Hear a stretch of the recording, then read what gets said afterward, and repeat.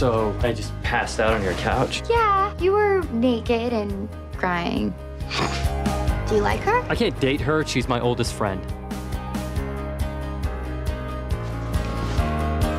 Hey, we're having sex. I know. I definitely was familiar with the plight of my character in this film. From long ago, when I was young. I think this is, in some ways, a very young relationship. But what I'm finding that I think is very interesting is that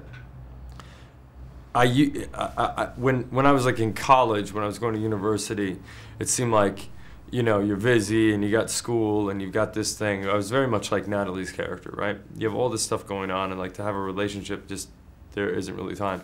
My dating era is much earlier.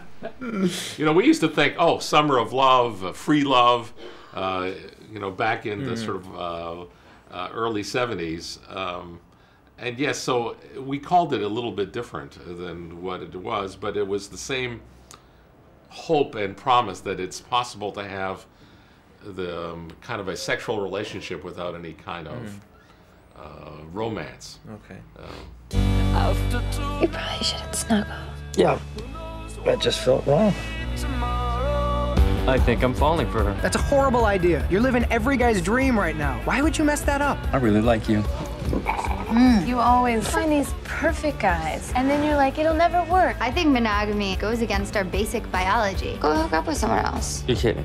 Okay. I'm gonna call every girl in my phone until someone agrees to have sex with me. Toast to that. That is a terrible self-destructive plan, and we're behind you 100%. I think that was one of the, my partner Tom Pollock and I, we thought of this idea and we pitched it to Liz Merriweather, the writer, and we were thinking how much culture had shifted and the rules of romantic engagement have changed since the 30 years that have passed since Harry Met Sally.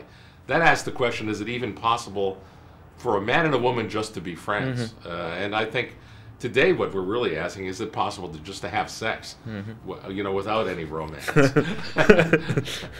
Did you have sex with Emma? No. Yes. Wow. I'm a doctor. I work 80 hours a week. I need someone who's gonna be in my bed at 2 a.m. who I don't have to eat breakfast with. I hate breakfast. Good.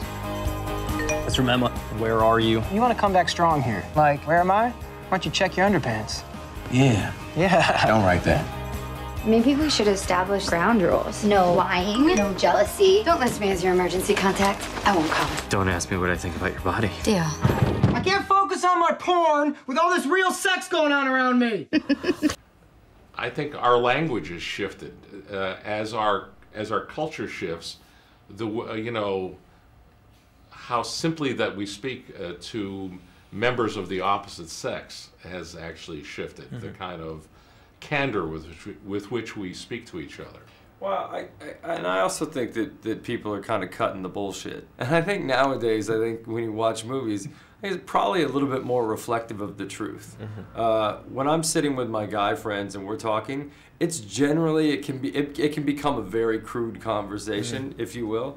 And so I think that this movie is really an honest representation of the way that people speak with each other. You are such an overachiever. Thank you.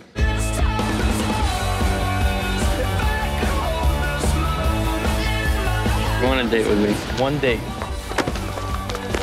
Why can't we just have sex? You can't fight me. You're miniature. You fight like a hamster.